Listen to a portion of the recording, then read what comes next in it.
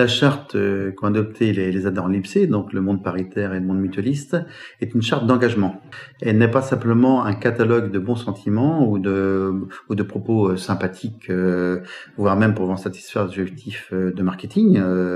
C'est des engagements qui doivent être pris par nos adhérents, respectés par nos adhérents. Le profit, c'est effectivement, il y en a un, c'est le profit de leurs adhérents, mais également le profit de la solidarité dans le cadre de l'intérêt général. C'est ça le premier objet de différenciation. Et cette différenciation se fait aussi dans le cadre de ce que j'appellerais des stratégies long-termisme, à savoir qu'il ne s'agit pas de satisfaire des engagements à court terme et sans perspective autre du lendemain, aussi pour faire quelques coups commerciaux, non, nos adhérents diffusent des produits, mais ceux-ci doivent être des produits de pérennisation et des produits qui sont des solidarités intergénérations, des solidarités aussi entre simples qu'entre portants et bien portants et malades, etc., etc. C'est aussi pour cela que nous nous appuyons dans cette charte d'abord sur la sécurité sociale comme premier socle de solidarité, puisque le plus étendu et puisque nous ne correspondons pas non plus, comme nous, ne correspondons pas non plus à des objectifs de profit, de rémunération d'actionnaires, donc à des objectifs lucratifs. Nous sommes dans le secteur non lucratif et solidaire. Et il faudrait que nos adhérents mettent en valeur leurs bonnes pratiques. Pour une raison simple, c'est qu'il y a beaucoup qui disent, il y a quelques-uns qui font, mais ce qui est plus important, c'est de dire et de faire, et de montrer qu'on sait faire. Et les bonnes pratiques, c'est de ne pas nous étaler un catalogue qu'on parlait d'action sociale, mais de nous montrer, de nous démontrer par la pratique, par l'action, que finalement, les pratiques d'action sociale qu'on met en place, c'est pas de l'assistance uniquement, c'est de faire en sorte que des gens deviennent, responsables dans ce qu'ils font.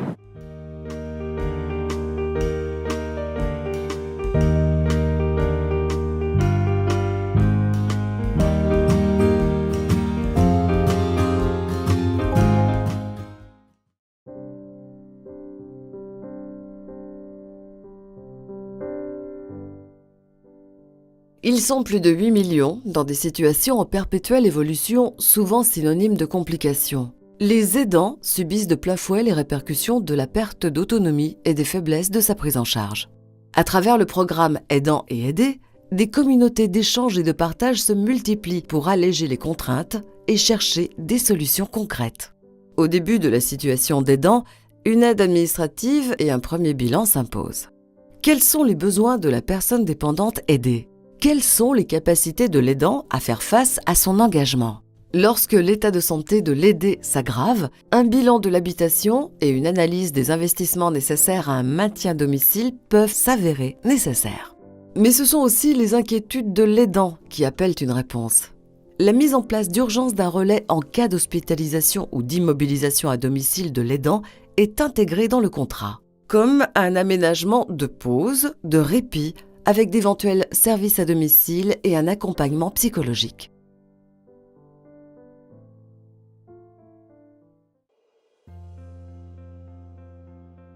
Voisins solidaires est une association créée en 2007 qui a pour objectif de renforcer les solidarités de proximité et de favoriser la convivialité entre voisins en complément des solidarités familiales et institutionnelles. Il y a 2 mois à peu près, j'ai rencontré Estelle, qui fait des études à la Sorbonne et qui était chargée d'un sac avec plein de linge. Et je l'ai trouvée tellement sympathique que je lui ai proposé de venir laver son linge chez moi. Je me suis fait une grande amie, une jeune amie, qui vient me donner un coup de main de temps en temps quand j'ai des petits problèmes pour aller nettoyer au-dessus de ma bibliothèque. Enfin, je n'ai pas envie de me casser la figure. Donc, elle vient m'aider et puis on prend des pots ensemble. Enfin, ça se passe très très bien.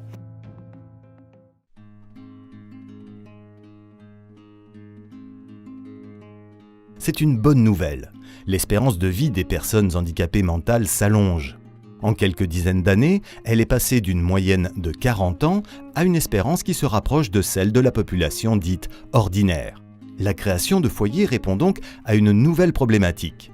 Leurs parents vieillissant aussi, les personnes handicapées vivent de plus en plus en communauté avec des parents qui eux-mêmes peuvent être fragilisés. C'est quelque chose qui, il y a 20 ou 30 ans, n'existait pas.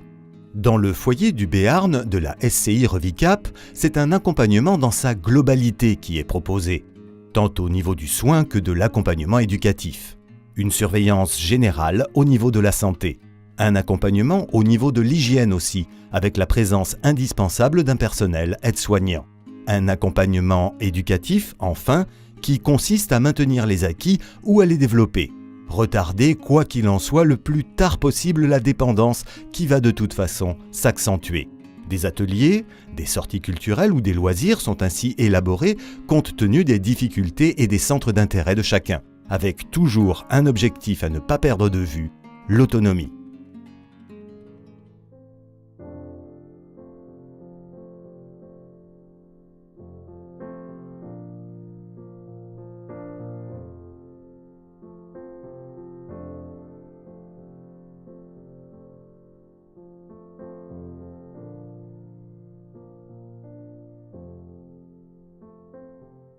Dans le contexte économique actuel, où l'on assiste à un alourdissement de la charge de travail et à une multiplication des temps de déplacement, les risques qui existent dans l'organisation de l'activité, qui font prendre du retard, sont plus importants. Quand elles ont des mauvaises surprises chez un bénéficiaire, qui n'est pas forcément catastrophique, hein, la mauvaise surprise, il n'a pas été bien dans la nuit, on sait que ça va engendrer un décalage de tous les horaires. Elles nous appellent, et si ça dépasse 10 minutes, un quart d'heure, on ne la laisse pas toute seule, on appelle tous les bénéficiaires et on décale tout le monde. Que la salariée ne fasse pas la bêtise de récupérer ce quart d'heure sur le temps de transport. Une attention particulière est également portée à la qualité des véhicules. À l'HAD de l'Avesnes à Etel, les infirmières sont équipées de véhicules neufs à l'entretien assuré et changés tous les 3 ans.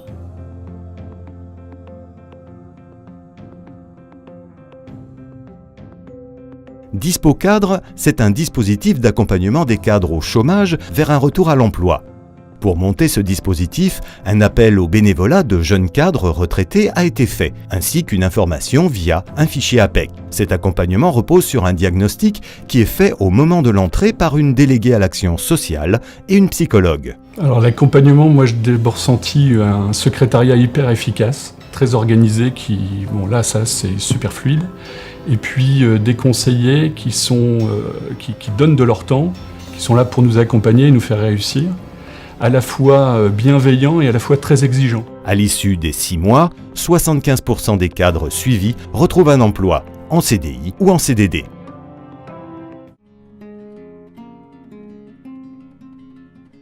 Coop Anam, ce sont 550 personnes qui ont décidé de se regrouper pour faire de l'économie autrement. 550 personnes qui souhaitent exercer leur métier avec une très grande autonomie, tout en se protégeant et en s'aidant avec un statut salarié. Couturière de mode recherchant un appui pour créer son atelier, agronome, informaticienne ou rempailleur de chaises, peu importe. Coop Anam est une coopérative ouvrière, ouverte et multi-activité. La signature de Coop Anam, c'est faire société. C'est quelque chose d'absolument passionnant, d'essayer de voir et d'inventer du lien social et de la solidarité sociale volontaire, donc du contrat social, là où il n'y en a plus.